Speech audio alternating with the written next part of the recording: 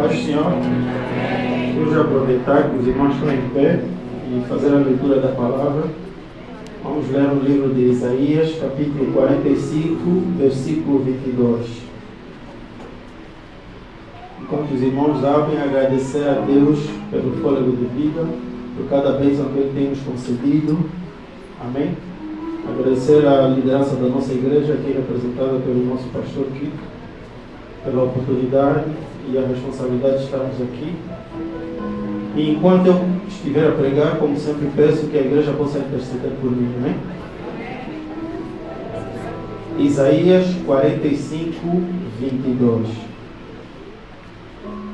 Podemos ler? Amém. Diz assim a palavra do Senhor: olhai para mim e sereis salvos, vós, todos os confins da terra, porque eu sou Deus e não há outro. Amém? Eu já pedi a oração do nosso pastor.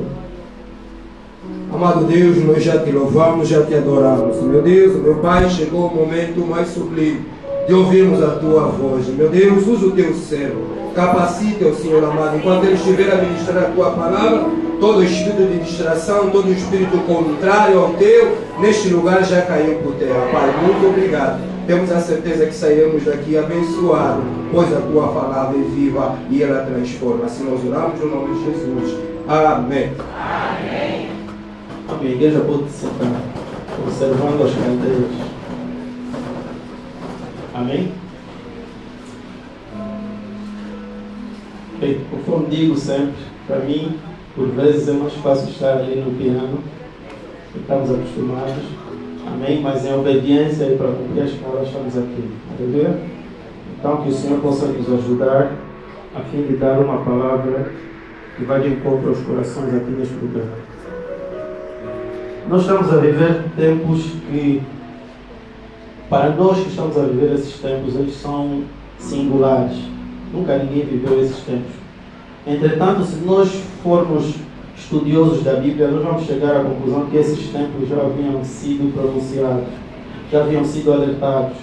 De tal forma que quem lê a Bíblia, quem não é simplesmente ouvinte, mas é praticante da Bíblia e guarda esta palavra em seus corações, ele quase que já sabe. É como se estivéssemos a assistir um filme e nós já sabemos como é que vai ser o final desse filme.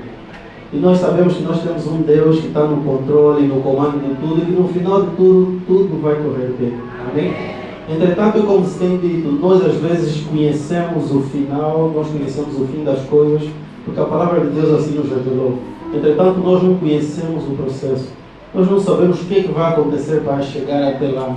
Isso aconteceu com José. Ele sabia que chegaria num lugar grande de destaque, mas ele não sabia que para chegar até lá ele teria que ser escravo, teria que ser vendido, não sabia que teria que enfrentar calúnias, não sabia que iria ter que ser colocado na cadeia e passar lá praticamente por toda a sua adolescência e juventude. Aleluia. Entretanto, ele permaneceu firme e alcançou vitórias. Aleluia. E nós, no nosso dia a dia, nós conseguimos entender que nós também estamos a caminhar para alcançar algo. Nós sabemos que esse algo que Deus prometeu é verdadeiro. E se nós permanecermos firmes, nós vamos chegar lá. Só que há muita coisa que acontece no processo e que nós não entendemos. Há muita coisa que acontece quando nós estamos a caminhar e que a tendência é nós falarmos: não, melhor é desistir. Melhor eu ficar na minha zona de conforto. Lá onde eu estava tudo bem. Se calhar isso aconteceu até com muitos que antes de se converterem, eles viviam uma vida normal, mas a partir do momento em que se converteram, passou a ser tudo ao contrário, passou a ser luta atrás de luta, perseguição atrás de perseguição. Permaneçamos firmes, aleluia. O futuro que nos aguarda vale a pena o sofrimento que nós estamos a viver hoje, aleluia. E assim aconteceu também com a nação de Israel. A Bíblia ela tirou a nação de Israel, ainda era um pequeno povo de algumas poucas pessoas, mas lhes tirou de determinadas situações e os conservou no Egito. Entretanto, no Egito, eles quando começaram a crescer, Faraó começou a escravizá-los. E essa escravidão durou aproximadamente 300 anos, se não me engano. Mas cumprindo o tempo que Deus havia determinado, eles foram retirados do Egito com mão forte e foram levados até uma terra prometida, uma terra que manava leite e mel. E novamente, enquanto eles estavam no processo de sair do Egito até a terra prometida, eles passaram por muitas coisas. Muitos ficaram pelo caminho. Mas dos que saíram do Egito e chegaram até a terra prometida foram apenas dois, Josué e Caleb. Há necessidade de nós nos posicionarmos como Josué e Caleb, ter sempre o nosso alvo fixo na nossa frente. Aleluia! E a Bíblia diz que quando a nação de Israel chegou naquela terra prometida, eles no princípio começaram a viver andando nos caminhos de Deus. Mas à medida que nós formos lendo a palavra de Deus, vamos nos dar conta que em cada esquina aquele povo se desviava. Bastava acontecer qualquer coisa, aquele povo deixava de servir a Deus que os livrou, que os salvou, que os constituiu uma nação forte e lhes colocou naquela terra que manava leite e mel. Bastava acontecer qualquer coisa, se distraírem, eles logo abandonavam a Deus e começavam a servir outros deuses. E como castigo, Deus permitiu com que, após muitos anos, Deus permitiu com que eles fossem levados cativos por uma nação distante, Babilônia. E eles permaneceram cativos por aproximadamente 70 anos por essa nação Babilônia. E enquanto eles estavam ali, Deus ele usou vários homens para trazer palavras de conforto, palavras de repreensão, mas também palavras de conforto. E uma das palavras de conforto que Deus ele deu é essa que nós vemos.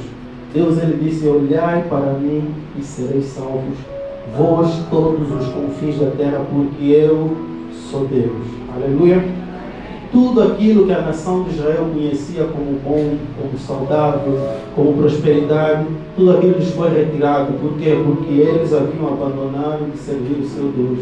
Mas eles foram colocados num sítio onde, apesar de estarem ali na escravatura, eles tinham a certeza de que Deus ainda era com eles. Ainda haviam alguns remanescentes. E para esses remanescentes, Deus deu essa palavra: olhai para mim e sereis salvos. Do mesmo jeito, no nosso dia a dia, no nosso viver, todos nós certamente enfrentamos lutas, batalhas, dificuldades, enfrentamos portas fechadas e nós nos perguntamos o que vamos fazer diante dessas circunstâncias. O texto que nós lemos nos dá a resposta para isso. Aleluia. Vamos olhar para Deus. Amém?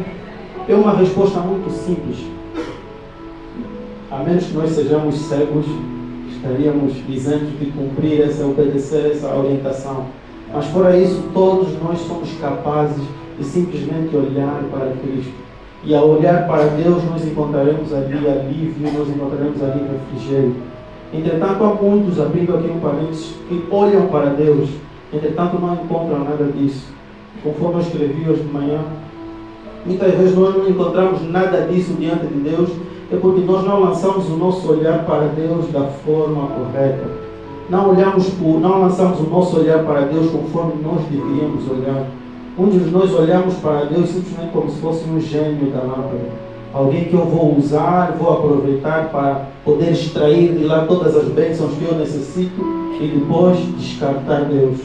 Eu acredito que todos nós, principalmente aqueles da minha faixa etária, já ouviram falar do conto do Aladim.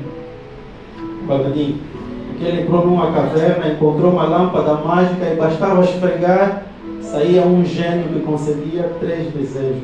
E às vezes nós gerimos o nosso Deus do mesmo jeito. Nós vivemos a nossa vida de qualquer jeito, fazemos o que nós queremos fazer, mas quando as coisas apertam, deixa eu buscar a Deus. E simbolizando aqui, o esfregar a lâmpada seria, por exemplo, eu vivo a minha vida e somente quando as coisas apertam é que eu vou na oração. Achando que a oração é um método de extrair bênçãos de Deus. Deus não é um objeto onde nós podemos simplesmente chegar lá e extrair bênçãos. Deus ele é uma pessoa e que Ele deseja que nós possamos ter uma relação com Ele, um relacionamento com Ele, um relacionamento de pai e filho. A própria Bíblia diz que Jesus Cristo, ele, quando se entregou como filho unigênito de Deus, Ele não teve vergonha em chamar a cada um de nós aqui como irmãos, passando assim ele a ser um primogênito e nós irmãos de Cristo, co-herdeiros com Cristo. Aleluia! Então há necessidade de nós olharmos para Deus de forma correta, não olhar para Deus como um objeto onde nós vamos extrair aquilo que nós precisamos. Hoje eu preciso de quê? Preciso de filho, ok, vou buscar a Deus. Consegui o filho que eu queria, bem, não, Deus ainda fica ali, ainda estou a viver a minha vida. Isso não existe na comunhão com Deus, aleluia!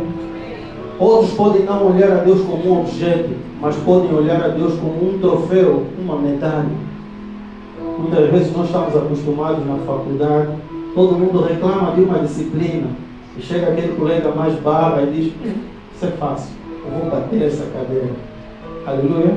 Muitas vezes nós tratamos a Deus como se fosse algo assim, algo que nós é que vamos conquistar a Deus. Nós é que vamos fazer com que Deus olhe para nós e Deus passe a nos seguir, passe a nos mimar. Não, é pelo contrário. Nós é que somos a conquista de Deus. Deus, Ele nos conquistou quando morreu na cruz do Calvário e nos comprou com seu próprio sangue. Aleluia! Então nós é que devemos tudo a Deus, nós é que devemos entregar tudo a Deus, e quando olhamos para Ele, nós devemos olhar para Ele como Salvador, conforme mesmo o texto diz: olhai para mim e sereis salvos. A nossa salvação não está naqueles que têm poder nessa terra. A nossa salvação não está naqueles que têm riqueza, não está em carros, não está em posses, mas a nossa salvação está naquele que criou os céus, a terra, as coisas visíveis e invisíveis. Então há necessidade de nós olharmos para Ele como o único e suficiente Salvador das nossas vidas. Aleluia! E como o nosso evangelista bem fez quando estava a apresentar a criança, ele perguntou para a criança se aceita a criança como Senhor e Salvador, e a criança nada disse. Porque a criança não tem noção de muita coisa. E às vezes assim nós somos. Nós não conseguimos olhar para Cristo como nosso Senhor e Salvador, simplesmente porque nós não temos noção da nossa condição. Nós achamos que está tudo bem, que o que apenas necessitamos é de uma bênção ali, é de uma bênção ali, e o resto está tudo bem. Enquanto que, na verdade, sem Deus nós nada somos, nada podemos fazer. E enquanto nossa consciência não for mudada e nós passarmos a entender a nossa condição de que necessitamos de um Salvador, nós jamais conseguiremos olhar para Deus em busca de salvação. Nós simplesmente damos conta que nós precisamos de um carro e vamos olhar para Deus como aquele que pode me dar o carro. Eu preciso da saúde e vou olhar para Deus como aquele que necessita de saúde. Mas quando nós entendermos que nós pecamos e fomos destituídos da glória de Deus, ali sim nós vamos olhar para Deus como aquele que é o único caminho, verdade e vida, aquele que é o único capaz de novamente nos trazer para a volta de Deus. Aleluia. Amém. E o texto continua: olhai para mim e sereis salvos, vós todos os confins da terra. Por vezes nós temos a tendência de achar que não, isso de igreja, Deus, não é para mim, isso é para ti. Você como precisa, vai lá. Uns se acham que são muito superiores e não precisam de Deus. Em contrapartida, outros acham que são tão inferiores que também não precisam de Deus. E se calhar a resposta deles é: eu já fui tão mal nessa vida, eu já fiz tanta coisa nessa vida, que eu acho que Deus jamais iria me aceitar. O texto que nós lemos diz: vós todos os confins da terra. A salvação ela está aberta, está disponível para todo mundo. Basta nós olharmos para Ele. Aleluia. A Bíblia diz, a Bíblia conta um episódio em Deuteronômio, se não me engano, em Êxodo, durante o processo da nação de Israel sair enquanto eles estavam no deserto a caminho da terra prometida, a Bíblia diz que eles se rebelaram contra Deus e como castigo Deus mandou cobras, de tal forma que as pessoas começaram a ser picados e todos que eram picados morriam. Houve aqueles que se calhar foi uma rebeldia pequena, mas houve aqueles que foi uma rebeldia grave. Mas a solução para todos foi a mesma. Deus ordenou que Moisés erguesse uma cobra de bronze, de formas a que todo mundo que fosse picado ao olhar para aquela cobra de bronze pudesse ser curado. Agora imagina você o cenário. Alguém que domina artes, sabe como criar remédios contra medicamentos, ele pode dizer: não, eu não preciso olhar para a cobra de bronze, eu vou criar o meu próprio medicamento. Isso porque às vezes nós nos achamos que somos tão superiores e não precisamos de Deus. E na verdade nós somos tão dependentes de Deus. O ar que nós respiramos é graças a Deus. Para nós nos levantarmos hoje de manhã não foi porque temos muito dinheiro no nosso banco, mas é a graça e misericórdia de Deus. Quantos acumularam dinheiro para no final do ano se calhar fazerem uma grande viagem e chegou no final do ano, simplesmente não despertaram no dia X. É Deus a mostrar que tudo depende dele. E foi assim que Deus fez. Não importa qual o pecado, não importa qual o nosso nível, a solução é a mesma. Olha para esta cobra de bronze e sereis curado. Aquele que não acreditava que Deus poderia fazer, não olhou para a cobra de bronze. Se calhar havia aqueles que achavam que não, eu pequei, o que eu fiz, eu não pequei somente eu sozinho, mas eu levei muitos a pecarem comigo. E muitos desses, se calhar, já morreram, então eu não sou digno. Mas ainda assim o remédio é o mesmo, olhar para a cobra de bronze. E o que o texto nos diz: olhai para mim e sereis salvos vós todos os confins da terra. Isso nos faz também lembrar que se nós não somos dignos, então se calhar aquele nosso vizinho com quem nós temos algum tipo de inimizade, ele está na mesma condição que nós. E se nós pela graça de Deus fomos salvos, então ele também pela graça de Deus pode ser salvo. Aleluia. Como se tem dito que o cristianismo é apenas um mendigo mostrando para outro mendigo aonde encontrar o pão. E nós encontramos não qualquer pão, mas nós encontramos o pão da vida. Nós encontramos a água que quando nós bebemos, no nosso interior passa a fluir rios de água aqui. Uma água que se nós bebermos já não mais queremos ser, porque Cristo será suficiente para nós. Mas o que é exigido de nós é apenas uma coisa: olhai para Ele. Aleluia. E Ele continua a dizer: porque eu sou Deus e não há outro. Eu acho que os mais jovens não fazem isso, mas as nossas mães, no passado, acho que até agora, quando estão a ralhar os seus filhos mais novos, normalmente eles dizem: só se eu não sou tua mãe. Quantos já ouviram essa expressão? O que essa expressão significa?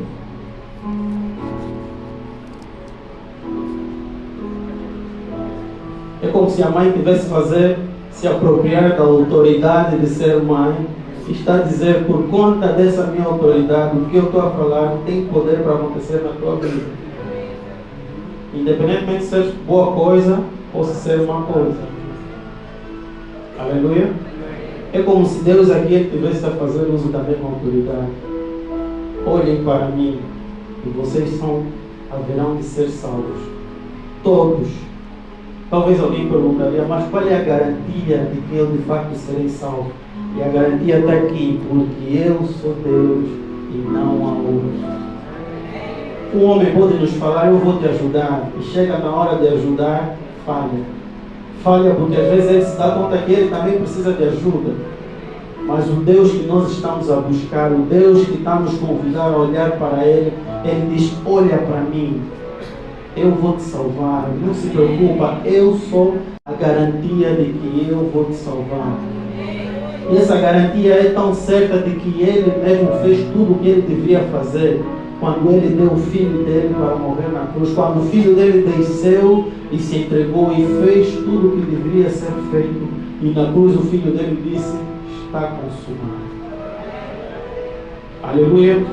Confia em Deus, olha nele. Se calhar nós ao longo do ano fizemos muitos planos, fizemos promessas. Se calhar nós entramos por um caminho onde dissemos: vai dar tudo certo, e depois à medida que começamos a caminhar, começamos a dar conta que na verdade tudo está a dar errado porque planejamos mal, ou porque as pessoas com quem estávamos a contar já não estão mais ali presentes. E se calhar nós estamos a olhar para a direção errada. A orientação de Deus nesta tarde deixa de olhar para ali e olha para Deus. Se calhar nós estamos a enfrentar lutas, batalhas, dificuldades e nós estamos com medo. Se calhar porque nós estamos a olhar para o nosso inimigo. Que nós possamos fazer como Davi. Enquanto que toda a nação de Israel estava a olhar para Golias e dizer: nós não vamos vencer esse gigante.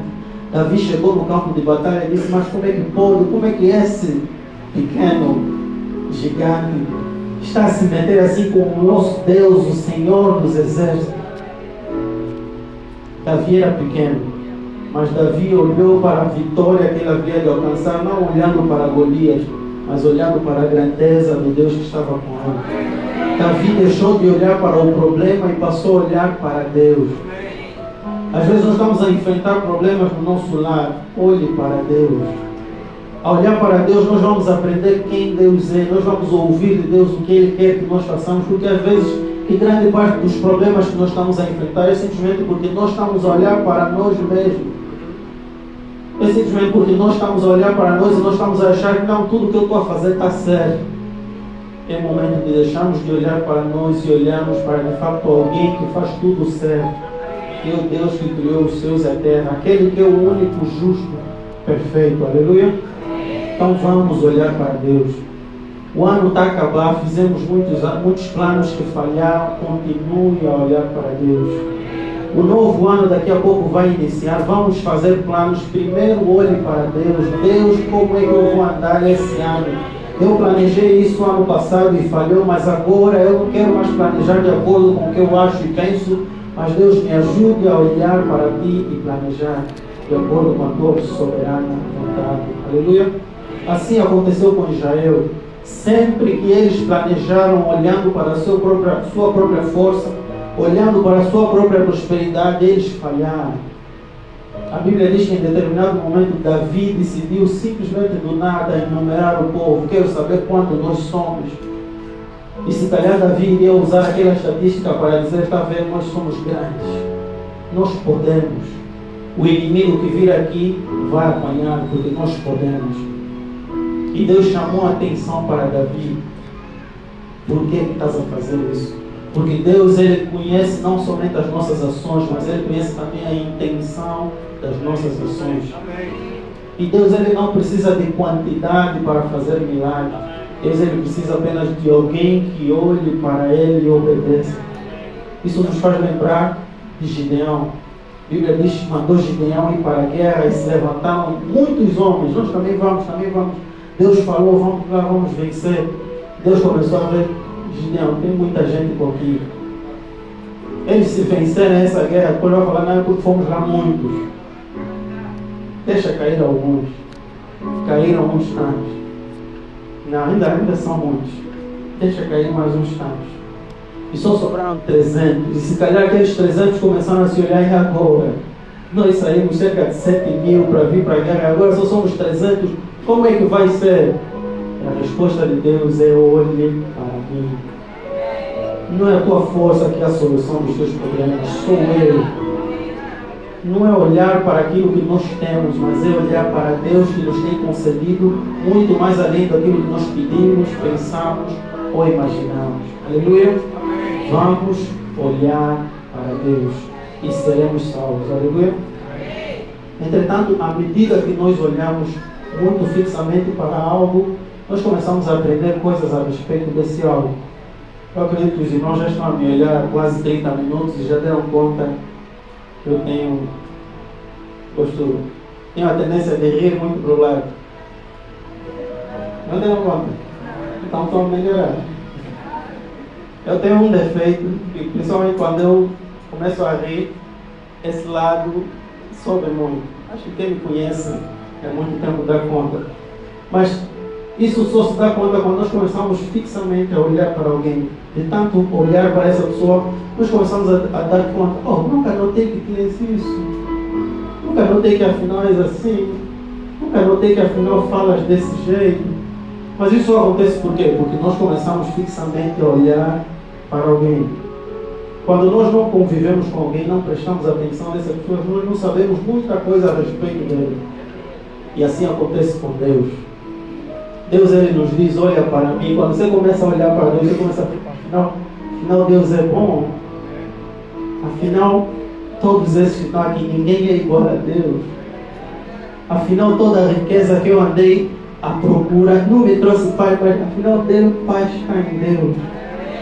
Afinal, tudo que eu consigo, a minha força, afinal, comparado com a força de Deus, não se compara.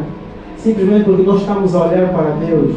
E principalmente quando nós começamos a olhar para a cruz de Cristo, nós começamos a dar conta do que Cristo fez lá. Nós começamos a dar conta dos detalhes.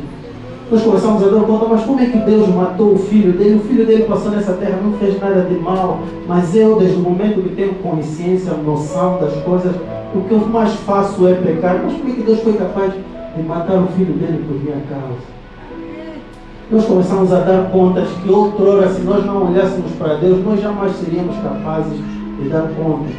Nós achamos que Deus é simplesmente mais alguém que nós podemos simplesmente chegar e pedir e Ele vai nos dar. Isso porque nós não gastamos o nosso tempo para olhar para o nosso Deus, para adorá-lo na beleza da sua santidade. Nós devemos descobrir que Deus é Deus ao olhar para Ele. Não perder tempo olhando para muitas coisas nesse mundo, mas olhar para Ele. Uma vez eu estava assistindo um documentário, e esse documentário era sobre atenção. E nesse documentário eles disseram que uma das principais ferramentas do ser humano, do cérebro do ser humano, é a atenção. Quando nós nos concentramos em algo, nós conseguimos absorver tudo o que é possível absorver dessa coisa que nós estamos a prestar atenção. É como se nós concentrássemos toda a nossa força apenas naquele alvo. Entretanto, essa também acaba por ser uma das fraquezas para nós. Por quê? Porque quando nós concentramos muito em algo, a tendência é nós deixar, não conseguimos ver o que está acontecendo ao nosso redor. Alguém pode nos falar mal aqui à esquerda, nós nem estamos a ver, porque o nosso alvo é aqui. Alguém pode tentar nos atacar aqui desse lado, nós nem estamos a ver, porque o nosso alvo é aqui. Mas enquanto nós olhamos para o nosso alvo, que é Deus, Deus Ele olha por nós. Deus Ele se encarrega de nos guardar e nos proteger e nos livrar de todo o mal. Aleluia. Entretanto, enquanto olhamos para Deus, enquanto eu olhava para Deus, eu aprendi pelo menos duas coisas. A primeira é que Deus, Ele é, Cristo, Ele é o nosso modelo perfeito. Aleluia. Um filho olha para o seu pai e ele diz: eu quero ser como o papai. A filha olha para a sua mãe e eu quero ser como a mamãe. Esses cabelos bem bonitos da mamãe eu também quero ter. A filha começa a pegar as bijuterias da mãe, começa também a usar, por quê? Porque o desejo da filha é querer ser igual à mãe. A mãe é o modelo da filha. Do mesmo jeito o pai é o modelo do seu filho. O filho, quando vê o pai, quer engrossar na minha voz: papai, olha, sou parecido contigo. Porque nós, pais, somos o modelo para os nossos filhos. Do mesmo jeito Cristo. Cristo, Ele é o modelo perfeito para cada um de nós aqui. Não importa se nós somos filhos, se nós somos pais, não importa se somos mulher, marido, não importa quem nós formos. Cristo é o modelo perfeito para nós. E nós devemos copiá-lo em tudo o que Ele fizer. Aleluia. Se nós olharmos para Cristo como um marido e nós, igreja, como a noiva, nós vamos saber como um esposo deve se comportar diante da sua mulher e como a mulher deve se comportar diante do seu marido. O apóstolo Paulo, ele disse que: mulheres, sede submissa aos vossos maridos, assim como a igreja se submete a Cristo. Aleluia. Não há segredo. Nós não vamos ver a igreja tentar sentar no trono de Cristo, não. Nós não vamos ver a igreja tentar fazer desonrar, embora nesses últimos dias nós temos tido por ali algumas ditas igrejas, mas a noiva do Cordeiro, ela permanece imaculada e submissa debaixo da vontade do seu noivo. Assim cada mulher aqui deve se submeter ao seu marido, sendo fiel, sendo obediente. Aleluia. Entretanto, a mesma coisa acontece para o marido. Olha para Cristo, como Ele amou a igreja. Cristo não amou uma igreja santa. Cristo não amou uma igreja perfeita. Cristo não amou uma igreja que apenas fazia boas coisas. Mas Cristo amou uma igreja imperfeita. E foi exatamente por intermédio do sangue dele mesmo que Cristo vai apresentar essa igreja perfeita diante de Deus. Então, cada um de nós maridos aqui, nosso posicionamento diante da nossa esposa é suportá-la, amá-la como Cristo amou a igreja. Se calhar alguém pode dizer: não, mas amar é fácil, quero ver ele ser submisso. O problema é que a orientação da Bíblia é que o marido deve amar como Cristo amou a igreja, ao ponto de se entregar para morrer por ela. As mulheres não são obrigadas a morrer pelo seu marido, conforme a Bíblia ordena, mas o marido é ordenado a, se necessário, morrer pela sua esposa. Isso é amor.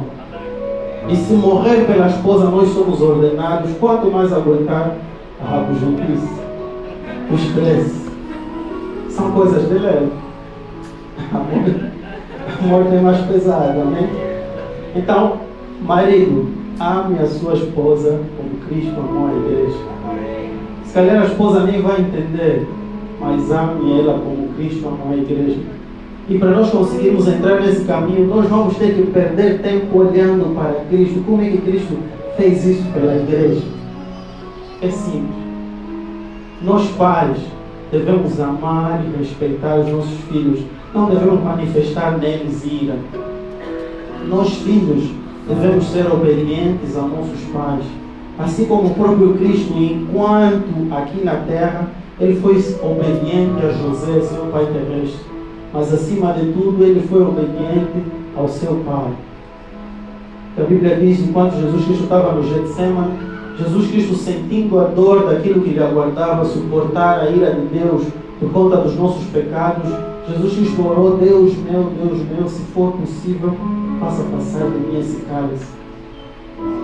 Porém, não seja feita a minha vontade, mas a tua. O objetivo de Cristo era estar disposto a negar a si mesmo, se essa fosse a vontade de Deus. E nós, filhos, devemos aprender com Cristo. Mas só vamos aprender como? Com o nosso modelo, olhando para Ele. Cristo é o Filho perfeito, é o Pai perfeito, o Pai da eternidade.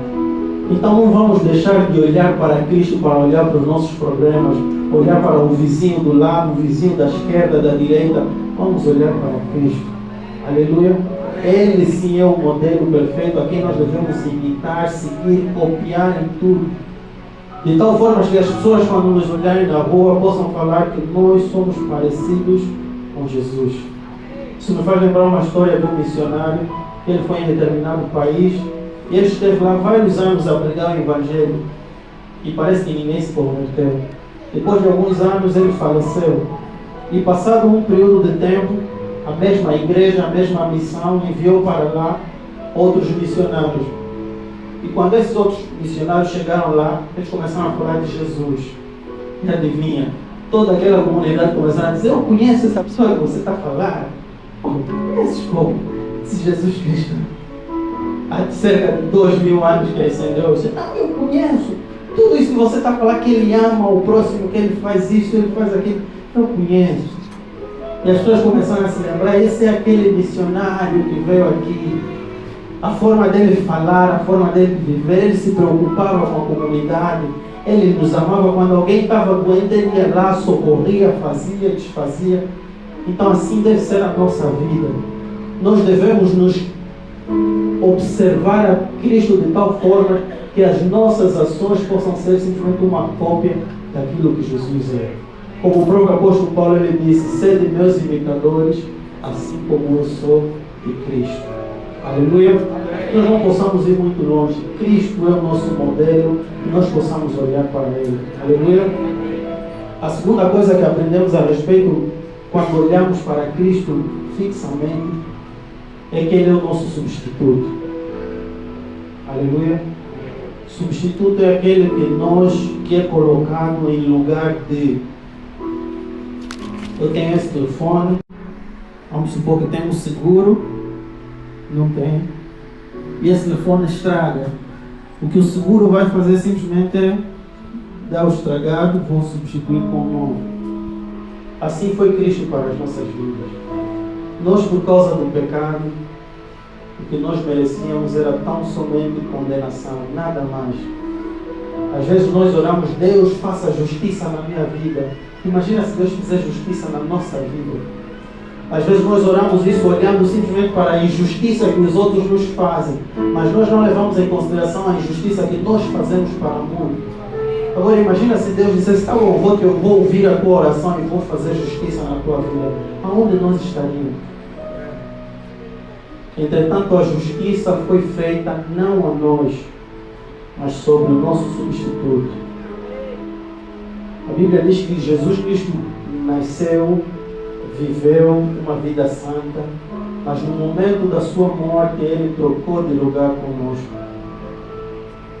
Isso com um único objetivo: de que aquele que cresce em Jesus Cristo, também no momento da sua morte, ele pudesse receber as bênçãos que Cristo reconquistou na cruz do Calvário. Agora, esse é o fim. E o processo, como foi? Quando nós começamos a olhar para Cristo e começamos a tentar entender o que Ele fez, nós vamos dar conta que foi algo muito além. Não era preciso Jesus Cristo fazer o que Ele fez, mas ainda assim Ele fez. Ele se entregou no nosso lugar. E essa verdade ela é espelhada por toda a Bíblia, desde Gênesis até Apocalipse. Por exemplo, em Gênesis a Bíblia diz para Adão e Eva: o dia que comeres do fruto dessa árvore, certamente morrereis. E agora a pergunta é: o que aconteceu no dia que Adão e Eva comeram do fruto? Eles morreram espiritualmente, mas continuaram vivos. Entretanto, a Bíblia diz que alguém morreu no lugar de Adão e Eva. Amém. A Bíblia diz que Adão e Eva pegaram folhas de figueiras para se tapar. Mas aquelas folhas de figueiras não eram suficientes para cobrir a nudez de Adão e Eva. E o que é que Deus fez? A Bíblia diz que Deus pegou cordeiros, matou e tirou a pele do cordeiro. E com a pele do cordeiro Deus fez roupas para Adão e Eva. Um substituto logo lá no Gênesis. Durante toda a trajetória do povo de Israel, Deus instituiu os sacrifícios. Os sacrifícios era simplesmente para que, a Bíblia diz que o salário do pecado é a morte. Toda a nação pecava constantemente, mas de ano em ano havia esse ritual em que o sacerdote estendia as mãos sobre o povo, orava, e depois estendia as mãos sobre aquele cordeiro, simbolizando que os pecados do povo estavam a ser transferidos para o cordeiro, e aquele cordeiro era morto no lugar de cada um dos pecadores. Isso é que é um símbolo do nosso substituto sendo entregue pelos pecados do seu povo. Nós temos Deus cobrando o unigênito de Abraão. E Abraão pegou Isaac, seu filho, e o levou no Monte Carmelo para sacrificá-lo.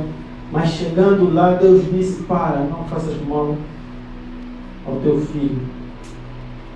Mas eles já estavam lá, já tinham um altar, já estava tudo pronto. Alguém tinha que ser sacrificado. E a Bíblia diz que Deus abriu os olhos a Abraão, e Abraão viu um outro cordeiro que estava preso entre os adultos, e aquele outro cordeiro substituiu Isaac para ser sacrificado. E nós, ao olhar ao longo da Bíblia, nós vamos ver essa história se repetir. E nós vamos ver isso novamente a se repetir quando o próprio Cristo foi levado para ser julgado.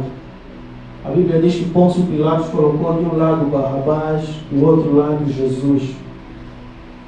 E Pôncio Pilatos perguntou: quem vocês querem que seja liberto? Quem vocês querem que seja liberto? Jesus ou Barrabás? Conta a Bíblia que o povo gritou: Barrabás. Mas agora imagina o cenário. Antes do povo gritar Barrabás, a Bíblia diz que Barrabás era um homicida, um rebelde, alguém que tinha criado uma insurreição na cidade, e ele foi preso por conta disso. É como se ele estivesse a tentar dar um golpe de Estado. E ele era dos piores criminosos. Imagina Barrabás do lado direito, e ela pensava que não tomar. Que mesmo ninguém vai aceitar me libertar. E ele do nada ouve o povo escolher que era para libertar a ele e condenar a Jesus. Se calhar por um momento o Barrabás viu: eu sou mau, mas se o povo escolheu esse deve ser pior. Isso não está na Bíblia. Mas é uma suposição para nós tentarmos entender, se calhar, o que aconteceu. Conforme eu disse, quando nós começamos a olhar para Deus, nós começamos a entender coisas e nos faz perceber melhor o amor de Cristo por nós. Imagina Barrabás dizendo: eu sou mau, eu fiz, por isso é que eu fui preso. Mas se o povo prefere soltar a mim ao invés de Jesus, é porque esse deve ser pior. alguém mais mau do que ele. Imagina quando Pôncio Pilatos disse: Barrabás, pode ser livre. E Barrabás chegou lá fora e começou a perguntar: desculpa, senhor, quem é aquele? E o povo começou a responder que ele é Jesus. O que ele fez? Muitas coisas. O que? Ele ressuscitou a Lázaro. Ele ressuscitou o filho único de uma viúva. Aquela viúva já não tinha mais esperança e esse Jesus ressuscitou o filho dele. Teve uma vez que o povo estava no deserto, não tinha comida e ele multiplicou pão e peixe. E não fez isso só uma vez, fez 2 vezes. Imagina Barrabás a pensar: mas como é que pode escolher a mim para ser livre e condenar a Jesus Cristo? Imagina o povo a continuar a dar testemunho sobre Jesus Cristo. Não, esse Jesus Cristo, ele tinha muitos cegos aqui, ele deu vista aos cegos. Tinha muitos aleijados aqui, ele curou os aleijados. Teve uma vez que tinha um senhor num sábado com a mão mirrada e esse Jesus que está a ser condenado curou a mão mirrada do homem. Teve uma vez lá em Betesda, diante do poço, e Jesus Cristo ele chegou e curou alguém que estava há mais de 30 anos lá, acamado, porque não conseguia andar. Assim acontece nas nossas vidas. Nós somos Barrabás ao lado de Cristo. E sempre que nós negamos a Cristo, sempre que nós pecamos, nós estamos a dizer: liberta Barrabás e condena a Jesus Cristo. Mas o que Jesus Cristo ele estaria a fazer é simplesmente cumprir aquilo pelo qual ele foi chamado: morrer pelos pecados do seu povo, para que por intermédio da morte dele, o seu povo pudesse ter vida, pudesse ter perdão e pudesse ter salvação. Então a chamada de Deus para esta noite, para esta manhã, não olhe para as circunstâncias, olhe para Cristo. E lá em Cristo nós encontraremos muito mais do que nós precisamos. Nós encontraremos exemplo para as nossas vidas, no nosso dia a dia, e encontraremos salvação. Aleluia.